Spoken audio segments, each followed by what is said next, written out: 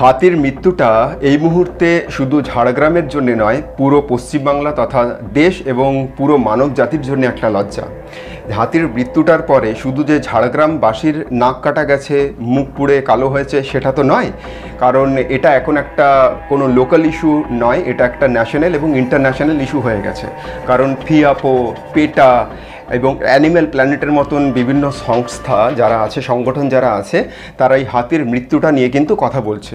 আজকে এই ভিডিওর মধ্যে আমি যে বিষয়টা নিয়ে কথা বলতে এসেছি, যে যবে থেকে এই হাতির মৃত্যুটা ঘটেছে তবে থেকে ঝাড়গ্রামের সমস্ত মানুষের ওপর, বাইরের মানুষ বিশেষ করে যারা কলকাতা বা শহর বা শহরতলি এলাকায় থাকেন, তারা ক্রমাগত সোশ্যাল মিডিয়াতে বলতে শুরু করেছেন যে ঝাড়গ্রামে তো জঙ্গলি মানুষরা থাকে, ঝাড়গ্রামে তো অশিক্ষিত আদিম মানুষরা থাকে, ওইখানে যাওয়ার দরকার নেই, ওখানে গেলে আমাদেরকেও মেরে দেবে। তো এইরকম টাইপের সোশ্যাল মিডিয়ায় কিন্তু কথাবার্তা শুরু হয়েছে। আমি নিজেও এই মুহূর্তে কলকাতায় থাকি, তো সেই ক্ষেত্রে কি হয়েছে, আমি নিজের যেই জিনিসটা ফেস করছি সেটাই আমি আপনাদের সাথে শেয়ার করব। এবং আপনারা অবাক হয়ে যাবেন শুনলে যে একটা ঘটনা কিভাবে একটা জায়গার উপরে, একটা দেশের উপরে এবং একটা মানব জাতির উপরে প্রশ্ন তুলতে পারে, কিভাবে পুরো একটা সোসাইটির উপরে প্রশ্নচিহ্ন তুলতে পারে, সেই বিষয়টি আজকে আপনাদের সাথে আমি শেয়ার করব। ভিডিওটি মন দিয়ে শুনুন। আমি যখন ডিপে ঢুকবো কথাবার্তাগুলোর, তখন আপনারা আরও বেশি করে রিয়েলাইজ করতে পারবেন। যদি কোথাও ভুলটুল হয় আপনারা একটু ম্যানেজ করে নেবেন।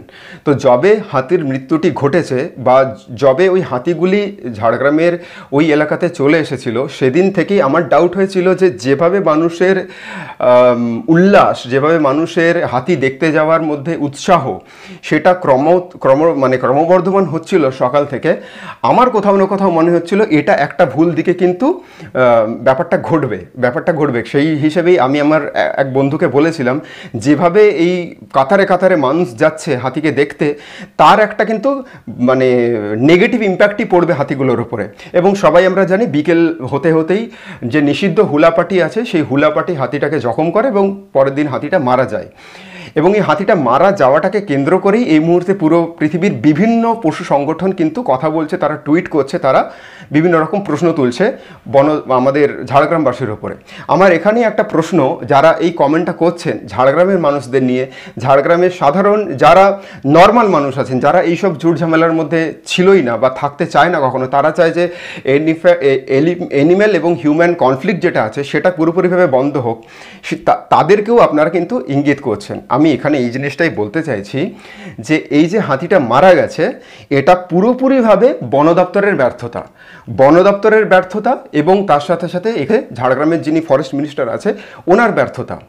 কারণ আপনারা যদি ভিডিও ফুটেজগুলো লক্ষ্য করে দেখবেন যে সেখানে কিন্তু ফরেস্ট ডিপার্টমেন্টের লোক ছিলেন, সেদিনকে হুলাপাটি ছিল, তাদেরকে অপারেট করছিলেন কিন্তু ফরেস্ট ডিপার্টমেন্ট।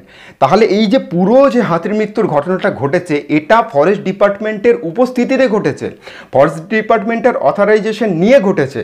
হুলাপাটিরা তাদের ফরেস্ট ডিপার্টমেন্টের পারমিশন নিয়ে হাতিটাকে দিনের বেলা ড্রাইভ করতে গিয়েছিলেন।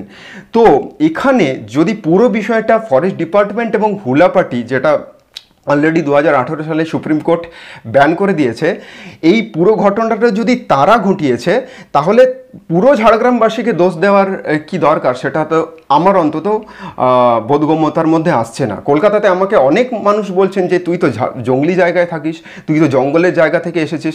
আমার কোনোদিন চেহারা দেখে মনে হয়েছে যে আমি জঙ্গলি বা আমাদের ক্যাটাগরির মানুষরা কোনোদিন এইরকম অশিক্ষিতের মতন কাজ করবে না। তাহলে বিষয়টা শুধুমাত্র যদি ফরেস্ট ডিপার্টমেন্ট এবং হুলাপাটির যৌথ ভুল পদ্ধতির একটা রেজাল্ট হয়, তাহলে এখানে তো সমস্ত ঝাড়গ্রামবাসীকে দোষ দেওয়ার মধ্যে কি যুক্তি আছে আমি খুঁজে পাচ্ছি না। তাই যারা সোশ্যাল মিডিয়াতে এই মুহূর্তে অ্যাক্টিভ আছেন, যারা দেখছেন যে বাইরে থেকে মানুষ, অর্থাৎ কলকাতা বিশেষ করে বা অন্যান্য ঝাড়গ্রামের বাইরে যারা মানুষ আছেন, তারা ঝাড়গ্রামের মানুষদেরকে টার্গেট করছেন, ঝাড়গ্রামের সাধারণ মানুষদেরকে টার্গেট করছেন যে এরা জঙ্গলি, এরা অশিক্ষিত, এরা আদিম, এরা বিভিন্ন রকম, তো জম্বি, ঝিঙ্গু এরকম টাইপের কমেন্ট আসছে।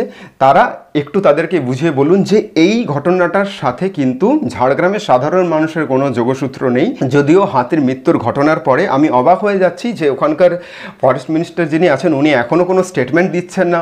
ফরেস্ট ডিপার্টমেন্ট সেরকমভাবে কোনো তাদের নেক্সট প্ল্যান কী আছে, তারা এই যে নিষিদ্ধ হুলাপাটিকে দিয়ে কাজ করাচ্ছিলেন তার অল্টারনেটিভ প্রজেক্ট কি আনছেন তারা, কারণ অলরেডি তো এই হুলাপাটিরা আই থিঙ্ক যারা হুলাতে যারা ছিলেন যারা এইসব হাতি ড্রাইভ করেন তারাও অ্যানাউন্সমেন্ট করে দিয়েছেন যে তারা কাজ করবেন না। তাহলে নেক্সট কি তাদের কি পরিকল্পনা আছে ফরেস্ট ডিপার্টমেন্টের, কীভাবে এই মানে এলিফ্যান্ট এবং হিউম্যান কনফ্লিক্ট যেটা চলছে ঝাড়গ্রাম জেলার মধ্যে সেটাকে কীভাবে তারা হ্যান্ডেল করবেন, এগুলো তারা পাবলিক ফোরামে এসে বলতেই পারেন। তারা পাবলিকলি এসে পাবলিকের সাথে ডিসকাস করতে পারেন। শহরের মধ্যে এরকম অনেক এডুকেটেড পার্সন আছেন যারা এনভায়রনমেন্ট নিয়ে কথা বলেন, যারা বন্যপ্রাণ নিয়ে কথা বলেন, যারা বিষয়গুলো বোঝেন, তাদের সাথে একটা মিউচুয়াল কনভারসেশনে তারা আসতে পারেন। কারণ বিষয়টা তো ফরেস্ট ডিপার্টমেন্টের কাছেও লোক নেই। আমরা সবাই জানি ওয়েস্ট বেঙ্গল এই মুহূর্তে শেষ, এখানে ইনফ্রাস্ট্রাকচার শেষ, এখানে শিক্ষা শেষ, এখানে হেলথ সিস্টেম শেষ, এখানে ল অ্যান্ড অর্ডার শেষ, সমস্ত কিছু শেষ। তাহলে বন দপ্তর এবং সাধারণ মানুষ যারা আছেন তাদের মধ্যে একটা মিউচুয়াল